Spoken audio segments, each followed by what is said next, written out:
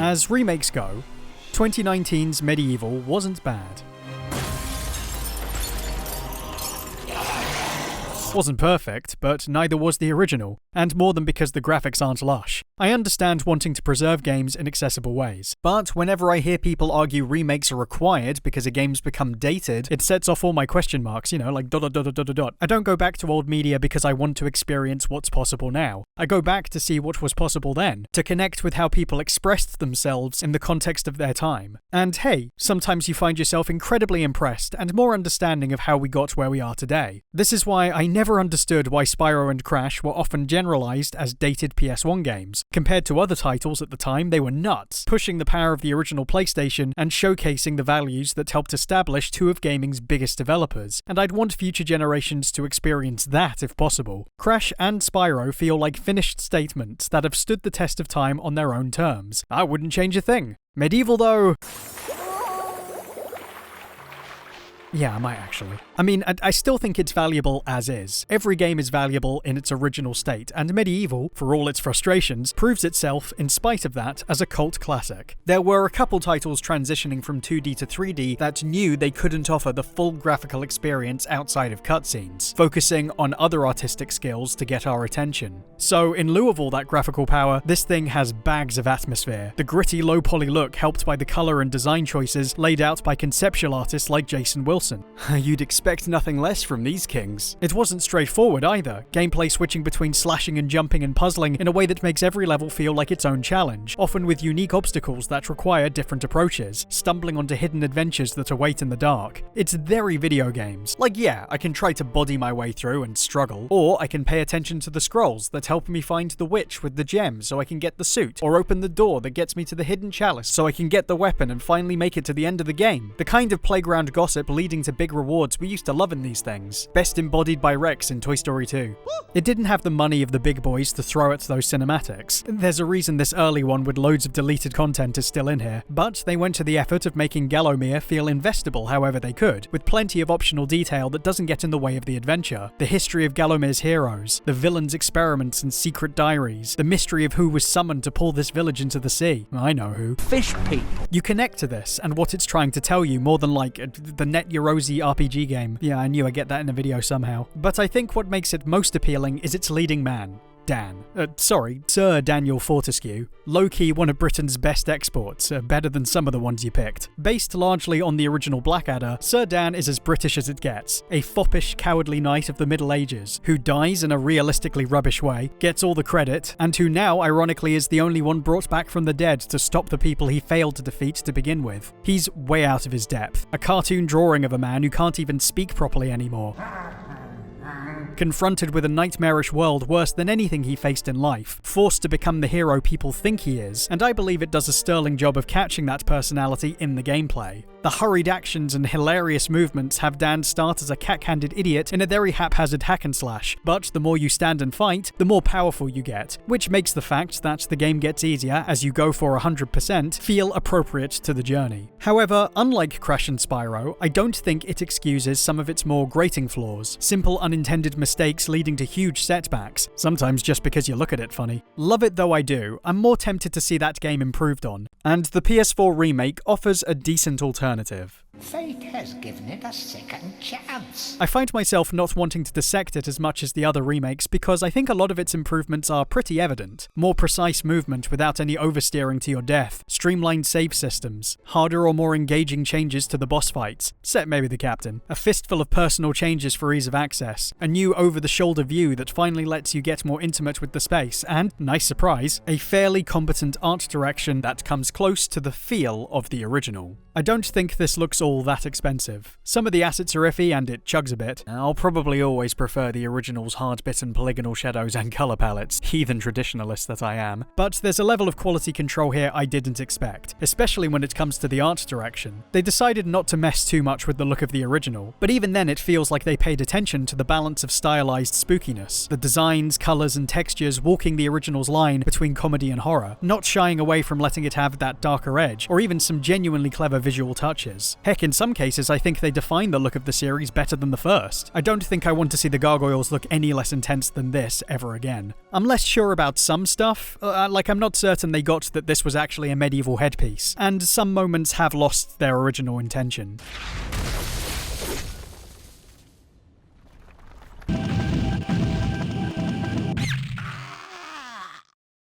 But otherwise, it's close enough that it's hard to seriously complain. It's an ain't broke, don't fix attitude, embellishing everything from the past like the fantastic updated soundtrack involving the original creators, or using all of the pre-recorded dialogue directly from the original game, with a few exceptions like the updated narration and a few new sounds from Dan. Hello again, Jason. I'm particularly thrilled that, even though he only has a few lines, they stuck with the audio for his arch-nemesis Zarok. You know what they say. No good deed goes unpunished.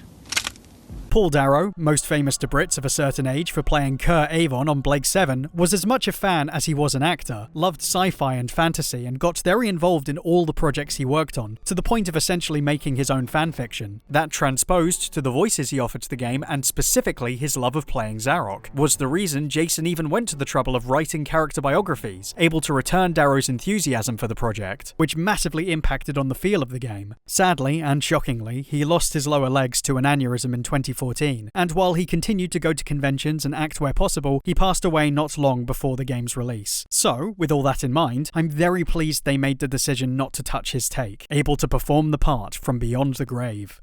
You will never leave this necropolis.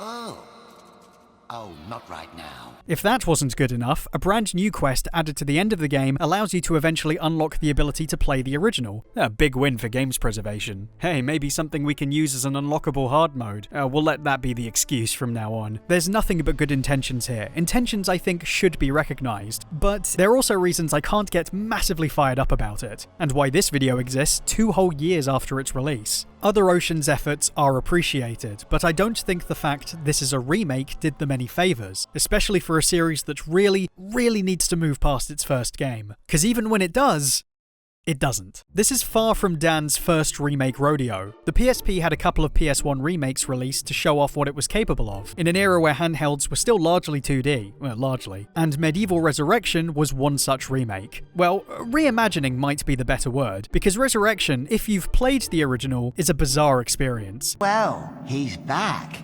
Old Sir Daniel Fortescue, the hero of Gallowmere. It's like someone dreamt about the PS1 game and then tried to recreate it before coffee. The tone, the colours, the designs are all reinterpreted. The level layouts often deviate and have new objectives. A bunch of them are cut, one is added. And there's a hub world with minigames to play, but often it's almost one-to-one, enough that you're drawn to do all the things you did on the PS1 in order to beat it, even though the structure and processes feel so oddly different. Like, even when it's the same, it feels weirdly truncated. Like you're floating over the challenges of the PS1 version and looking down on them from outside your body, breezing through them with ease. It does feel like a dream, or a nightmare. I have to say, I don't think it says much about that team's skills, with anything resembling the original's tasks still feeling pretty good, and anything new added lacking a sense of form or purpose in the way the first managed. Lots of huge barren spaces. I did enjoy some of the boss fights, old and new, which I guess everybody thought needed improving, as well as being happy to see Paul Darrow get to camp it up again as Zarok. Chalk it up as yet another of your inglorious failures.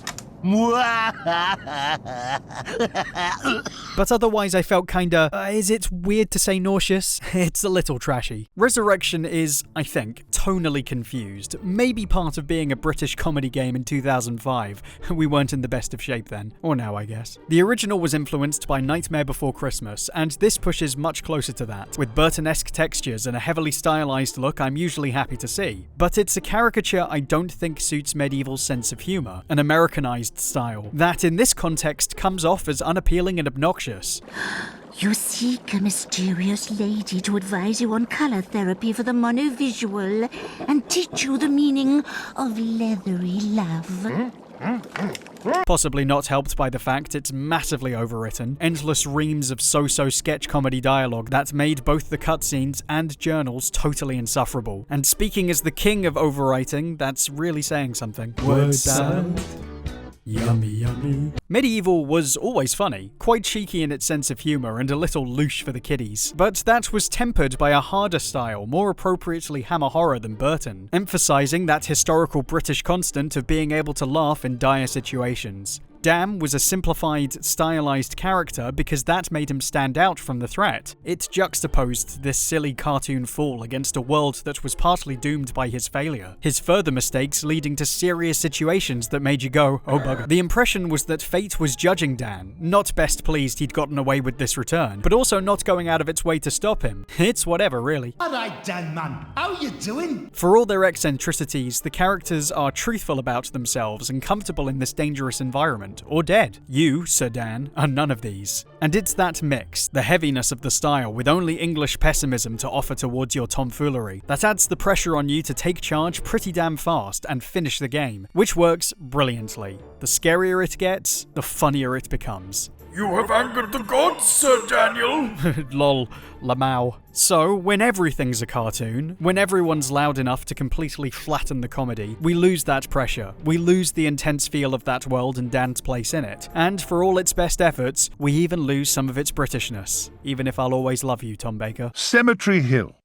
An excellent name for a blues singer. This might have fueled the desire to do another remake when the option to return came back around, because I wasn't the only one who felt this way. The first game's director, Chris Sorrell, also expressed some disappointment with how it came out, getting more involved with consulting for the PS4 game, all to the greater good. But I do think 2 remakes, regardless of their reasons, seems a little excessive. We get into interesting territory here, because I think there's a point where better can become the enemy of necessary. I like the remake, but I don't think it's done anything for Medieval as a whole other than reinforce what I already believed. Resurrection also feels unnecessary, but at least it's different enough that it allows me to think about why it doesn't work for me, what that says about my tastes and what I want from this series, what I hope a future game, should they make one, would avoid or even choose to keep. The remake is a nicer version of something I already know I like, and while that's a first world luxury, it doesn't leave me with much more to add than, yeah, thumbs up, what now? I often encourage reimaginings because I think they at least offer whoever makes them the chance to put their own unique stamp on the brand, and not overwrite the validity of the original. And though a lot of those have turned out not to work for me either, what the bloody hell was this? At least I can get invested in articulating why they don't if pressed on the subject, and what I'd want to see in their place. I can even, if I feel that they're missing out on something, recommend the original, like that still stands up as its own thing. Not that they're easy to play anymore, but I'm trying. It's a very tricky situation to argue, and I don't think I've cracked it. I don't really know where to best come down on the choice between a remake or a reimagining, because both feel like they take up space and time that could have been dedicated to something I would feel more positive about.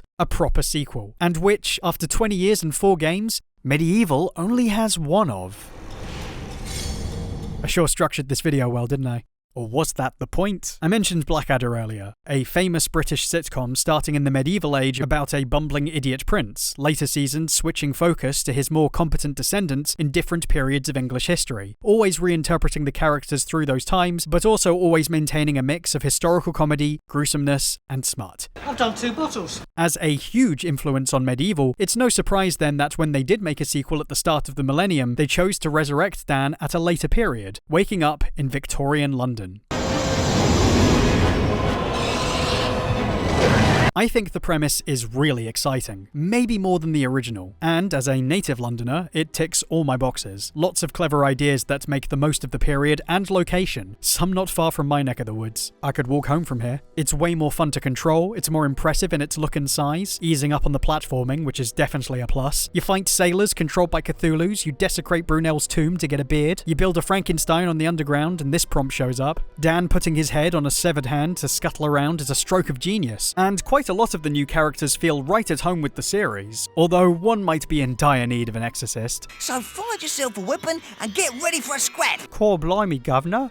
I should get in the bin. I really like the villain, Lord Palethorn, described as a mix between Aleister Crowley and The Godfather, a total 180 of Zarok. I've had enough of you slimy, whiny, get it! The vibes are all there, and it's hard to hate something that features Jack the Ripper as a mutant zombie monster, or indeed a half-dog, half-man, appropriately named, brace yourselves, Dogman. Even if the setting's changed, it's pure medieval. Dan going through cemeteries or haunted houses, facing vampires and Vampire baby. all still in keeping with its gothic hammer horror roots, perhaps perhaps enhanced by that distance as Dan is once again forced to adapt to a new situation. Something kinda neat about him strolling around the streets of Whitechapel in top and tails, getting into fisticuffs with the local constabulary on a Friday night. I mean, what's changed? But a bit like Resurrection, it's not as well structured, with levels that go on for far too long. Sometimes with objectives that don't feel entirely lucid in how you're supposed to resolve them, and it's also a little to the point where a straight remake just ain't gonna happen. Listen, they cut a few lines from one character in the remake for potentially coming off as insulting. I highly doubt they're gonna be okay with any of whatever you want to call this. Part of me likes how it's so off the wall. Certainly makes for a variety of interesting ideas and some unexpected laughs. It's just hard to invest much thought when they're clearly not that interested in putting together as tight a world as the original. Characters not opposed to being dragged into set pieces to justify whatever it is they want Dan to do next. Poor Kia. And let's be honest, everything about Dan in this one feels off. Way off. It's pretty funny. Oh, no. You know, the first brought us this silly man who slipped on banana peels and felt overwhelmed by the odds. Charlie Chaplin Goes to Hell. But who learned to take it on the chin, god damn it, and accept his lot in life. Actually, while I remember, one addition the remake adds in the final cutscene is a realization that captures Dan coming to the end of that self-discovery, which took me completely off guard. It's very nicely done. This game, though, can't be asked with that. I guess the novelty wore off when he realized he was going to keep getting brought back to life, because Dan's now a belligerent drunk ass, going through all the usual leading man in action game cliches. And I'd be a lot more annoyed. If it wasn't peak cinema. From acclaimed director Guy Ritchie, Wrath of Dan. I get it, this was definitely part of the joke, and I laughed. Boy did I. But while the first game was also making jokes, there was no denying it took its story and characters otherwise at face value, and I'm not sure the sequel translates to everyone who expected the same. Great God, can you restore our women to us? There's a reason this one probably got swept under the rug, for now. I mean, what's going on there? It's also not helped by the decision to make it almost impossible to 100% a level on a second try by making all health and cache locations only work once per playthrough, meaning you'll have to get everything you want done in your first go if you have any hope of getting all the chalices, for a reward you probably don't want anyway. To tell you the truth, I'm not sure the game wanted me to see it either.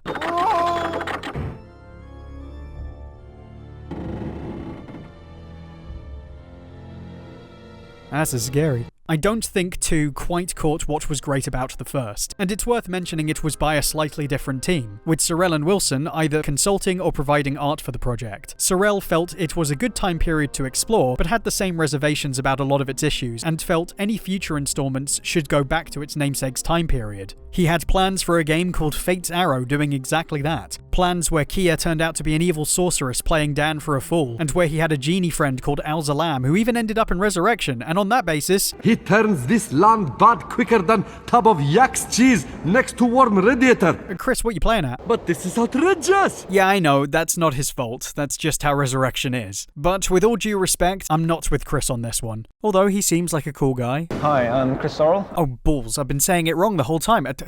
Sorry, Sorrell. For one thing, there's a whole time machine level in that first game, so the precedent of future adventures away from the Middle Ages has always kind of been there. But whatever is true about 2, I still find it more interesting than any pitches for sequels going back to Zarok or medieval England. It got me hungry to see how Dan would fare in other famous British periods, taking on the guards of Hampton Court, fighting gremlins in World War I on the wings of troop planes. No, even better, walking through a cursed modern-day London. Even the remake's down for that. See, the thing about a supernatural British series is that our medieval history is everywhere. It has stayed with us and continued to inspire people's connections to supernatural spooky tales across the entire country. There's even a whole series of horror anthologies predicated on this idea, often filled with stories about people today awakening things from our history they should have left well alone. Ghosts don't haunt the past, they haunt the present, and that opens the door for this series to be set anytime. I know you could do another Dark Souls sword and sorcery title, cash in on that, or another flavor of the month, Game of Thrones. They were going to do a Game of Bones game. I'm glad they didn't. But something like Dan creeping around the underground to avoid a werewolf is the kind of thinking that would get people talking about this series again.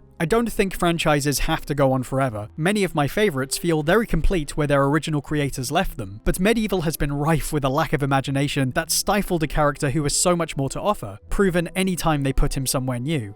Sorrel adapted his ideas for Fate's Arrow into a graphic novel, and that was fine. I like what it confirmed about Dan, but kinda strengthened my belief that I wasn't that interested in seeing the period revisited after it was so densely well explored in the first, and encouraged further when the final page suggested a new threat in the future, one that would have had Dan confront his past flaws in a very cool way. I look at the remake and appreciate the job done, yet can't help but feel time was stolen from the opportunity to do more, and sooner. One argument now is that we need remasters to refamiliarize people with a franchise and hype up new games, give new teams a chance to re-explore what made the originals tick, but I think a really good sequel will hook people as a standalone experience regardless if they know what they're doing, and many sequels have done just fine without that years-long process. It's all very well holding a new game hostage on condition you buy a remake or two, but that sounds like they don't want to actually do it, that it's just something they'd feel obligated to provide. If you really want to make a continuation, then heck, why not take the risk while the chance is there? Do it now. I'm here, like, come on, do it! Because, you see, unlike Dan,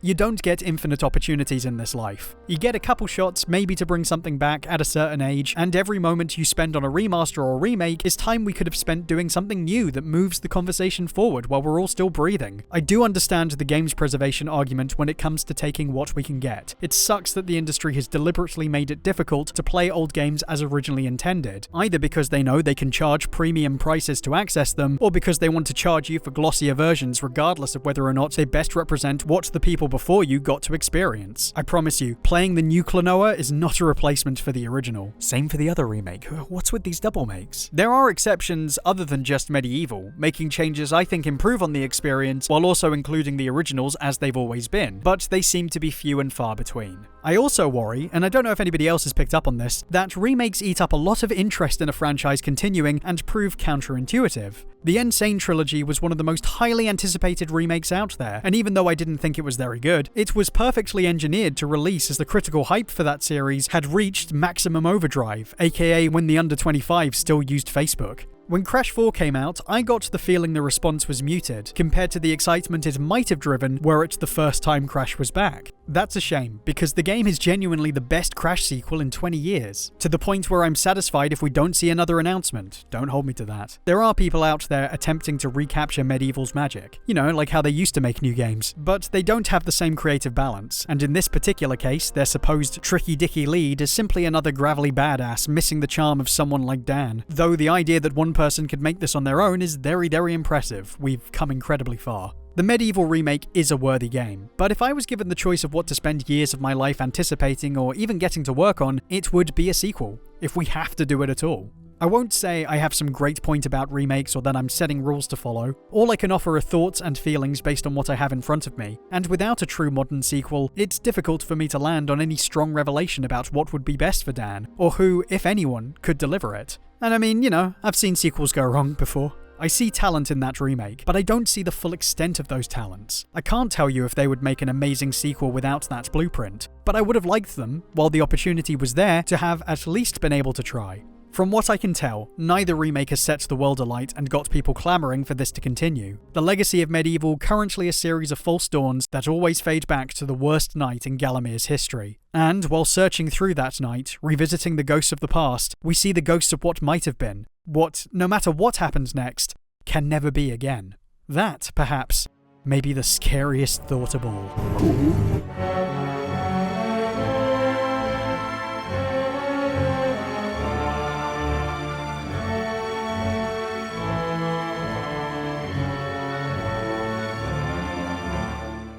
Thanks for watching, everyone. A huge thanks, as always, to my patrons for their support.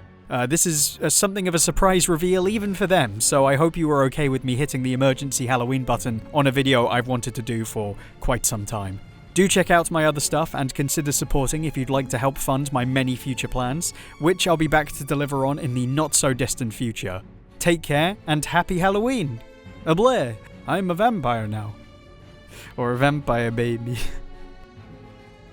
And you got the little bobbies down on us.